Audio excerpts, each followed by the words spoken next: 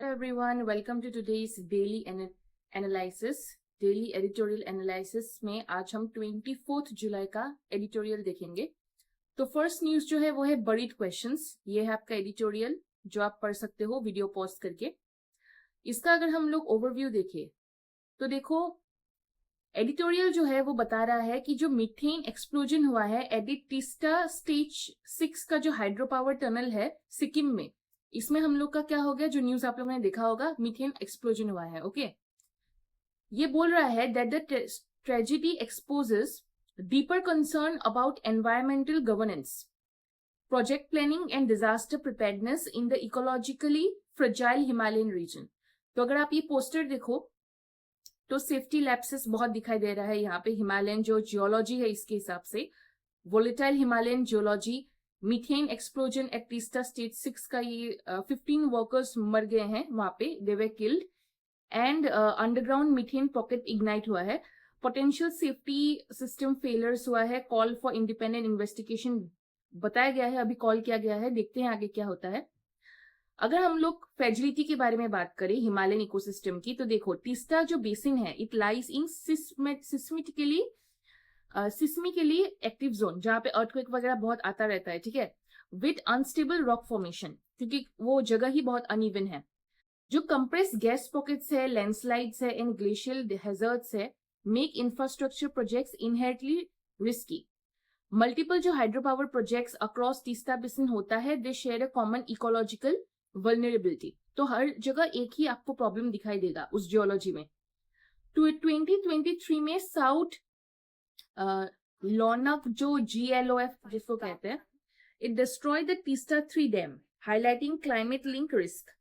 Okay, ये वाला अगर 2023 का अगर आपको पता है न्यूज, इसका टॉपिक से ऑब्वियसली आपका क्वेश्चन आएगा यूपीएससी एपीएससी कोई भी एंट्रेंस एग्जाम में, तो आप 2023 का जो ये है पॉइंट वो आप ऐड कर सकते हो। रिकरिंग पैटर्न जो हमको देखने को मिलता है इंफ्रास्ट्रक्चर डिजास्टर में, वो है मेघालय का जो कोल माइन एक्सप्लोजन है जो 2026 में हुआ था। ये सारे जो आपके इंसिडेंट्स है वो आपको याद रखने हैं, ठीक है, विथ ईयर। तो मेघालय कोल एक्सप्लोजन हुआ था 2026 में, उत्तराखंड टनल कोलैप्स हुआ था 2023 में, और अभी हुआ है सिक्किम में systemic failures rather than isolated accident. Underground construction जो है in fragile terrains requires specialised risk assessment and continuous monitoring. Escalating project cost often compromise safety and environmental safeguards. Disaster management अगर है तो must shift from rescue centric to prevention centric approaches. तो ये approach हमको change करना पड़ेगा अभी। Okay, अगर हम लोग नीचे देखें और तो देखो, ये जो टॉपिक है environmental governance and accountability, very important. Environmental जो क्लियरेंसेस है must not become procedural formalities. Compliance with EIA का जो कंडीशंस है should be independently audited during project implementation. Transparent जो जियोलॉजिकल स्टडीज होते हैं, real time monitoring and public disclosure are essential, और fix institutional जो अकाउंटेबिलिटी है for lapses in environmental compliance and worker safety. तो वे फॉरवर्ड यानी कि future के बारे में अगर हम लोग देखें तो वो स्ट्रेंथन हमको क्या करना पड़ेगा, जो हिमालयन का स्पेसिफिक इंजीनियरिंग स्टैंडर्ड्स है, हैजर्ड जोनेशन मैपिंग है। अगर हम लोग इंटीग्रेट करें climate risk, GLOF assessment, seismic vulnerability into project design, establish क्या करेंगे, independent post clearance monitoring mechanism, और बैलेंस करेंगे एनर्जी सिक्योरिटी को with ecological sustainability through precautionary principle. Okay, तो ये आपके 4 पॉइंट्स हो जाएंगे। हम लोग क्या क्या हमको इसको इम्प्रूवमेंट क्या करना है, आगे का स्टेप्स जो है उसमें आप ये 4 पॉइंट्स ऐड करोगे। क्वेश्चंस देखते हैं मेंस का। ये 15 मार्क्स का आपको प्रैक्टिस करना पड़ेगा ये वाला क्वेश्चन। PYQ हमको मिला है GS के पेपर 3 एनवायरमेंट में, जो आपका 2024 में आया था। ओके, मेंस का पेपर है, 10 मार्क्स का आया था। ये क्वेश्चन आपको प्रैक्टिस करना है, और ये कुछ रिकॉल करने हैं छोटे क्वेश्चंस। जो हम लोग का सेकेंड न्यूज है वो है India must lead securing the trade off बब ए मंदिर। अभी हम लोग हॉर्मुज के बारे में बात कर रहे थे इतने दिन से, राइट?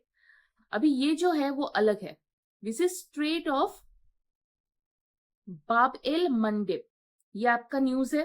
आपको ये पॉज करके पढ़ना है। ओवरव्यू देखते हैं। रिन्यू एक थ्रेट निकला है to Bab el Mandeb strait following Iran's reported instruction to the Houthis to disturb maritime traffic. Coming after the Strait of Hormuz tension, the issue has direct implication for India as nearly 1/3 of this strait passes through this critical maritime choke point. तो Strait of Hormuz से तो हमारी चीजें आती ही थी, जो बाब el मंदेब है इससे भी हमारी बहुत सारी चीजें आती है। 1/3 of its strait comes from बाब एल मंदेब, याद रखिएगा। तो स्ट्रेटेजिक जो सिग्निफिकेंस है वो हम लोग देख लेते हैं, तब हमको समझ में आएगा कि इंपॉर्टेंट क्यों है। एक critical global trade choke point बोलते हैं इसको। ग्लोबल मैरीटाइम गेटवे है ये, वाइटल यूरोप एशिया का ट्रेड लिंक है ये, ठीक है। राइजिंग लॉजिस्टिक कॉस्ट बहुत बढ़ रहा है अभी, और कंपाउंडिंग मैरीटाइम रिस्क ये भी बढ़ रहा है। तो आप इस पोस्टर को वीडियो पॉज करके अच्छे से पढ़िए। Lessons from 2024 Red Sea crisis से क्या मिला? हाउथीज जो है अटैक करता है एटलीस्ट 40 कमर्शियल वेसल्स को नवंबर 2023 और मार्च 2024 के बीच में, साइटिंग लिंक्स टू इजराइल। तो जो ग्लोबल शिपिंग एंड रीरूट हो चुका है via Cape of Good Hope, delaying imports and raising logistic cost. अब इजिप्ट जो है वो लॉस्ट हो चुका है, सब्सटेंशियल स्विस कैनल का रेवेन्यू से वो लॉस हो चुका है, इजिप्ट को नहीं मिलता। एलेट पोर्ट जो है ऑपरेशन डिक्लाइन हो चुका है शार्पली।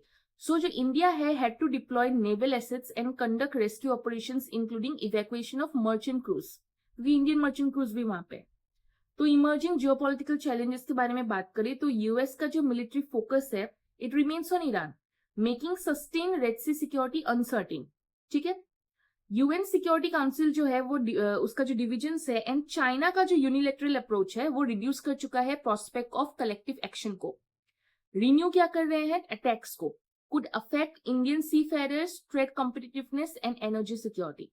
और जो क्राइसिस डेमोन्स्ट्रेट हुआ है the vulnerability of global commons amid regional conflicts.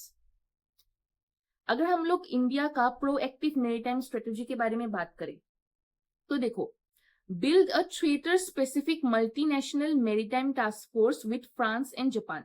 Obviously हाथ मिलाना पड़ेगा अभी दूसरे कंट्री के साथ। Deepen engagement with Egypt and Saudi Arabia to secure Red Sea shipping lane, क्योंकि सब कुछ बंद हो गया। जो चीजें ईरान के हाथ में है, अगर वो सब कुछ बंद हो जाएगा तो हमको रेड सी की तरफ मुड़ना पड़ेगा, ठीक है। तो उसके लिए हमको इजिप्ट और यहाँ पे सऊदी अरेबिया दोनों के साथ हाथ मिलाना पड़ेगा। क्या स्ट्रेंथन करेंगे? Maritime domain awareness through information fusion centre Indian ocean region, जिसको हम लोग IFC IOR कहते हैं। कोऑर्डिनेट करेंगे कॉन्वॉय प्रोजेक्शन को, जॉइंट एक्सरसाइजेस को, लॉजिस्टिक सपोर्ट को और common rules and engagement under Sagar, ठीक है। रेनफोर्स होगा इंडिया का role as a net security provider in the Indian ocean region. Rule based maritime order के बारे में देखते हैं। Uphold freedom of navigation and UNCLOS, जिसको हम लोग अनक्लॉस कहते हैं, बेस्ड मैरीटाइम नॉर्म्स, ठीक है। Shift from reactive escorts to preventive maritime deterrence, और बैलेंस करेंगे स्ट्रेटेजिक ऑटोनॉमी को while cooperating with like minded partners. Prevent करेंगे Bab el Mandeb from becoming another prolong global maritime choke point. इसको choke point से हटाना पड़ेगा, तो कुछ और पॉइंट हमको लेने पड़ेंगे, ठीक है।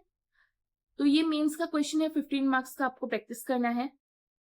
PYQ हमको मिला है 2022 15 मार्क्स में, ये आपका क्वेश्चन है जिसमें डिस्कस करने बोला है significance of Indian ocean region in India strategic economic interest, और एग्जामिन करना है चैलेंजेस को to maritime security and suggest measures to strengthen India's role in as a net security provider. काफी इंपॉर्टेंट है ये आप प्रैक्टिस करोगे।